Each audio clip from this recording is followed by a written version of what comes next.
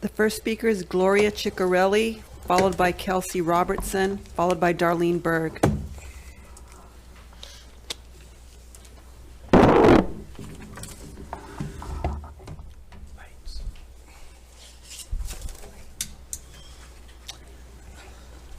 A young black male by the name of Ralph Yarl went to pick up his brothers from a sleepover.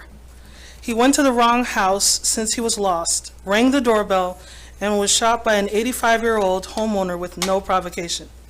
When the boy fell, he was shot again in the head.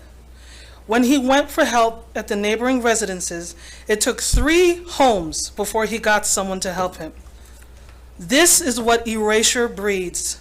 When you seek to eradicate Black history and education from the curriculum, you leave it to people like the shooter and his neighbors to educate their kids and grandkids on what the Black community is and is like.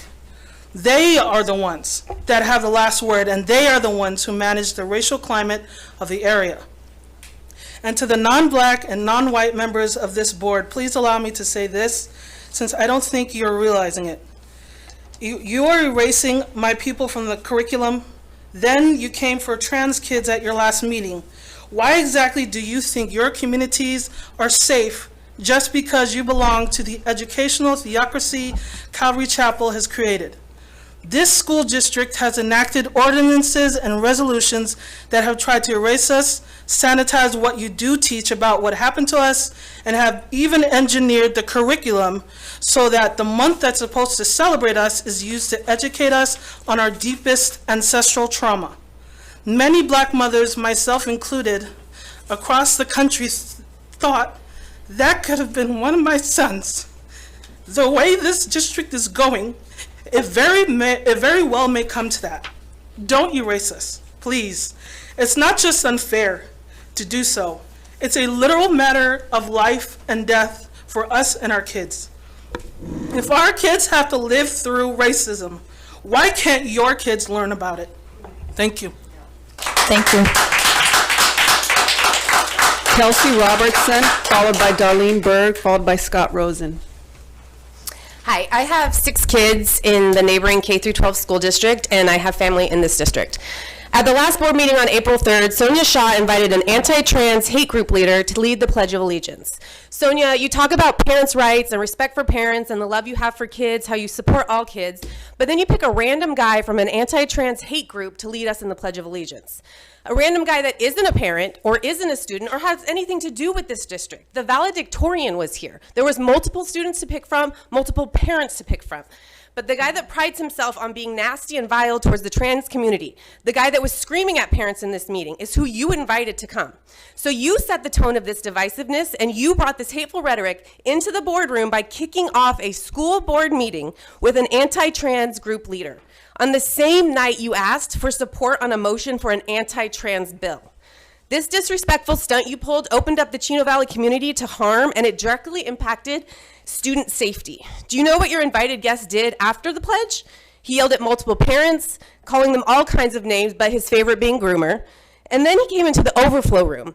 And in there, he got into yelling arguments with students and children. And as he walked away, he screamed at them, and I quote, "Get some Xanax, because I know where you can find it." This is not protecting our kids. Your attempt at starting a meeting with an anti-trans group leader sent a clear message that you don't care if trans students are in danger, nor do you care if you're contributing to their danger. Multiple students spoke at this last meeting. Every single one of them asked for you to oppose AB 1314. Not one student supported your motion. It's impossible to believe you love all children when you can sit and listen to student after student tell you why AB 1314 is horrible and why it puts them in danger and why it doesn't actually protect them, and you still voted against them. On the flip side, your support for your motion did have some support. It was your anti-trans guy and then Proud Boy members. You literally had Proud Boys right outside these walls yelling horrific things about the trans students in this district. I won't repeat any of them, but I absolutely will email them to this board. It's very, very alarming that this is the crowd that comes when you rally for support. From day one, you've cherry-picked which students you believe get support, but let us remind you, once again, you're here to protect all students, including trans students. So stop saying you're for all students while simultaneously putting ones in danger. Thank you. Darlene Berg, followed by Scott Rosen, followed by Aaron O'Leary.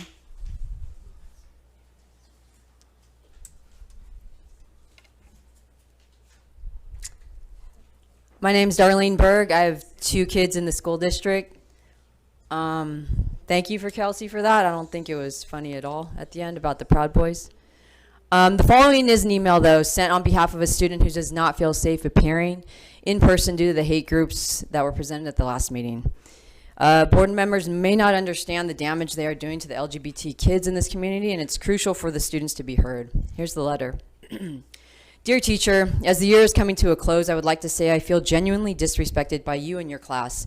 I have emailed you before at the beginning of the year asking you kindly to respect what I have decided to be called. Every single teacher I currently have and have had in the past year at school has been kind enough to try.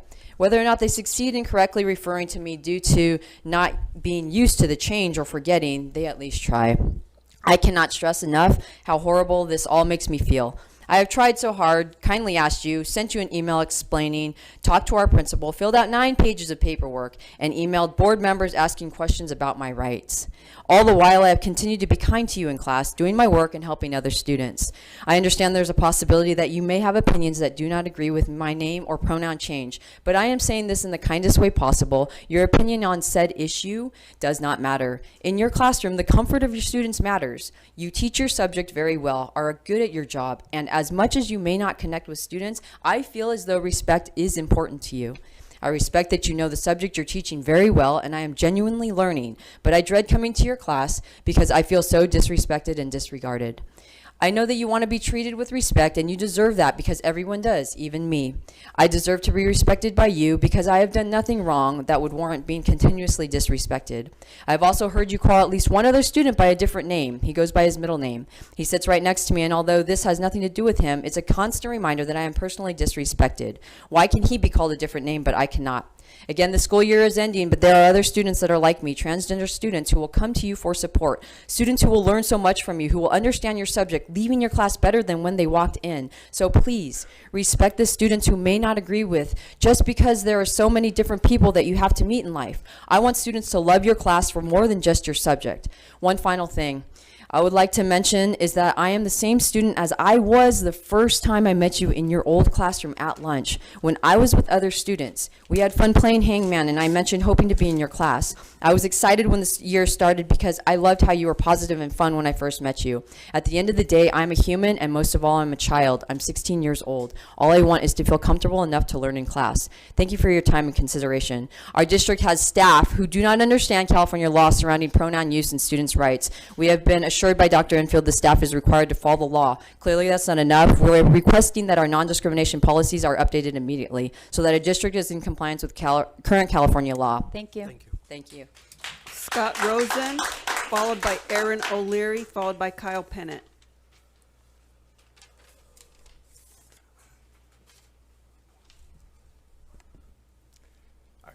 First, it's Ross, and that's okay. Before I get started, I want to thank the board, like all 5 of you guys, because whether you agree or disagree with the decisions you guys make, obviously your hard work and dedication can't be argued with. So I also want to thank Mr. Miller, because my kid goes to Chino High, my kid graduated from Chino High, and he and his staff are awesome. His admin, they're fantastic. And so is my principal, Dr. Large. I work at Rhodes. I'm here for 2 reasons. The first reason is the student store clerk position at Chino and Don Lugo High School. Student store clerk not only runs the student store, but they're there to help connect students with the many activities on campus. This is an important position because it helps build school spirit and gets kids excited about school. In normal times, this is important, but in the past or post-COVID time, where many kids are disenfranchised from school, this position is imperative. But there's a problem at Chino Hills High and Ayala High. These are full-time positions, and at Don Lugo and Chino High, they're part-time positions with about 40% of the hours of the other schools. So for the last year, I've asked people and gotten a bunch of different answers, but there's 2 consistent answers. One is, this is how it's always been, and the district just provides this for Chino Hills High and not Chino and Don Lugo High. That doesn't seem to make sense. The other answer is that the money collected at the store The sales provide for the additional hours. This means that because kids at IL and Chino High have more discretionary money to buy more Gatorades and chips, they're provided with a person who can help ensure a stronger school climate. That doesn't seem to make sense either. In a world with LCAP and the way schools are funded, if anything, Don Lugo and Chino High should have more hours than the other two schools. I know there's thousands of positions in this district, and this is obviously an oversight, but hopefully it can get fixed. The other reason I'm here is CIF has recently approved girls flag football for fall 2023. Chino High has both girls ready to play and adults ready to coach, but there's some holdup. I don't know what the holdup is. I was at a sports boosters meeting, and again, different reasons were given. But we should make it a priority to be soon. The two reasons to be our priority is, one, the Rams are offering $15,000 to any high school who gets their program started as quickly as possible this year. And so that would have to happen this year. The money might not be there the next year. Schools are already forming teams and leagues. The other is it could become a Title IX issue if there's girls who want to play and coaches who want to coach, and we're depriving these girls of their legal right to play. If only Chino High has a team, it's no big deal. It's just like Don Lugo is the only one with a boys volleyball team. Again, I know there's an HR position in flux, and this position can fall through the cracks, but I think we want to take care of it before it's too late to capitalize on the money and the girls miss out. So thank you for your time. Have a good evening. Awesome. Thank you. Thank you for coming tonight. Aaron O'Leary, followed by Kyle Pennant, followed by Misty.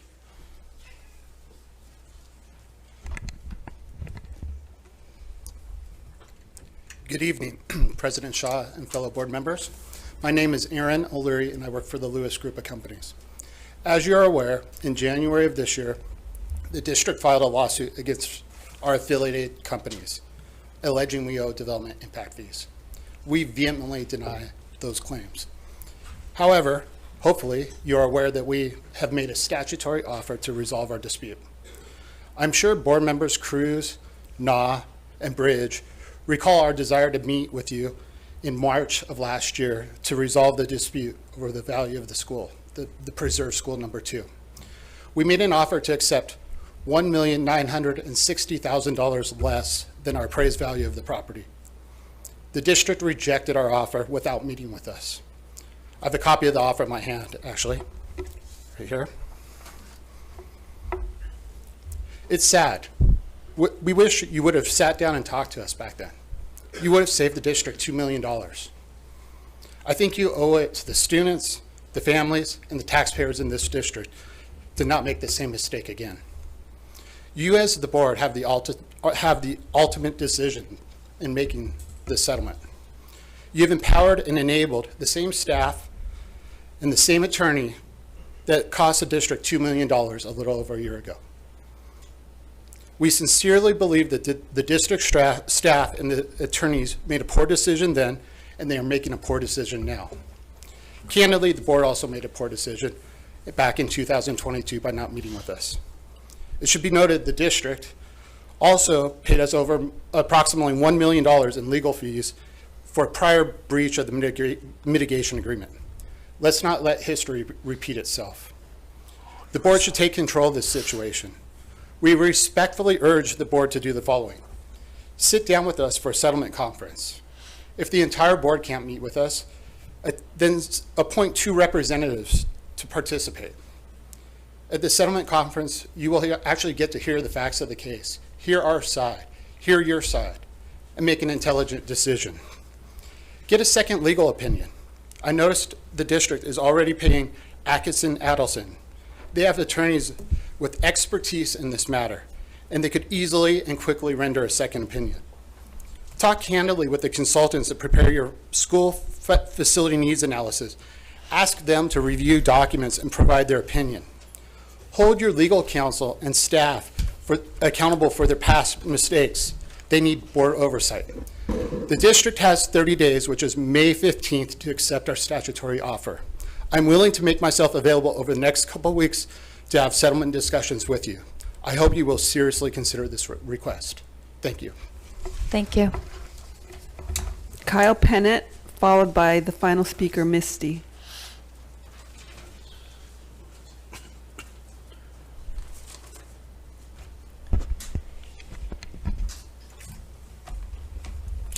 Dr. Enfield, members of the board, President Sean, staff, thank you for listening.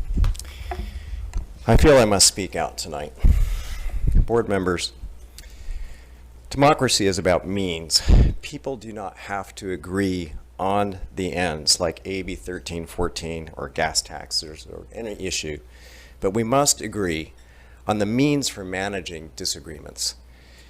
And as my mother, who survived the Nazi regime, would tell you, it matters greatly. In a democracy, do bigotry, bullying, lying justify the ends? How about violence? No, these are corrupt means, used by autocrats like Vladimir Putin and the Ayatollah Khomeini to intimidate and control. It is not the American way. Yet it's mightily apparent that we have in our community lost its way.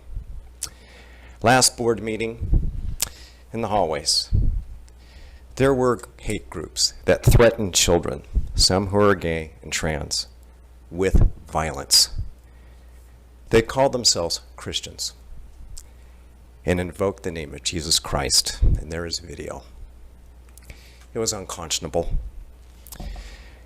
But to whomever did this, I will be crystal clear. A child of Christ does not dog whistle hate groups that threaten violence ever. To those who were attacked last time, I am truly and deeply sorry. I am a family man, an educator, a Christian, and my heart aches. Please know the central tenet of my faith. Love your neighbor as you love yourself. And this key command, love one another. That is the way.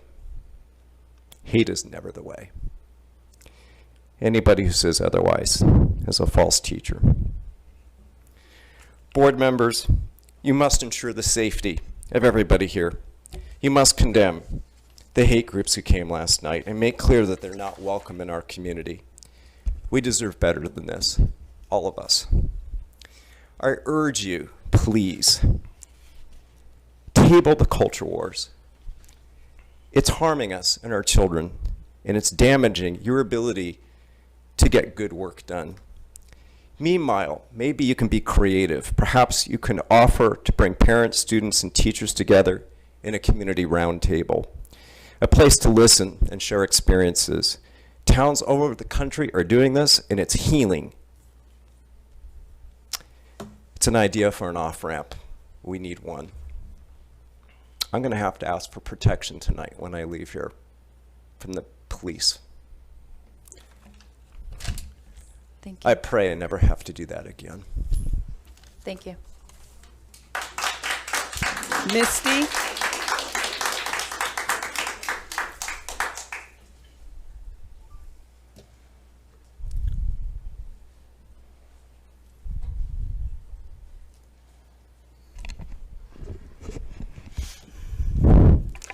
Good evening. The hypocrisy in this room right now is unbelievable. I can't even, I just can't right now. After my speech 2 weeks ago, I walked to that overflow room, and I was attacked by at least 10 people. At least 10 people. No, I don't want to hear the lies. Guys, Okay. she has time to speak, and please address So- the board. Okay, I will do that, please. This is her time to talk. Please address the board and not the audience. You got it. I'm just addressing the board that this is lies. And I want you to know you do not owe an apology because the hate is not a one-way thing. It's going both ways. They should be ashamed. Okay, please listen carefully because I'm going to play a clip from the last board meeting. Of what they've said and what they've heard. What if the 3-day letter causes the abuse? It says to send home notification within 3 days. First of all, who's supposed to send it home? The teacher, the principal? Doesn't say. The district, the superintendent? How are we supposed to know? So there's a question. There are just too many questions, and by the way, I did read the bill. There's the ledge info. It's all in one particular section of Ed Code 51-101, subsection 17, and then it's under AB. And then point 3 in there, it says, promote communication and positive relationships with parents. Is that one particular section of Ed Code 51-101, subsection 17, and then it's under AB.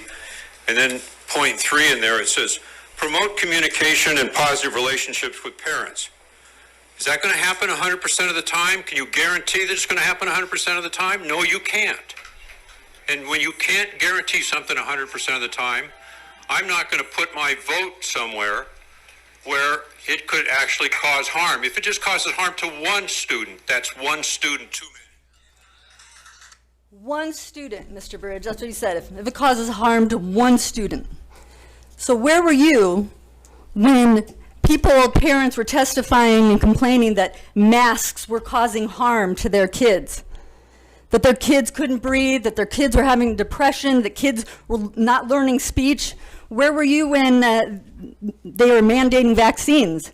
You didn't seem to care when somebody was dropping dead of a heart attack. That's one person, thousands of people having adverse reactions. Where were you when that one person was being affected? It's very hypocritical that you're concerned about one kid, but not the rest of ours.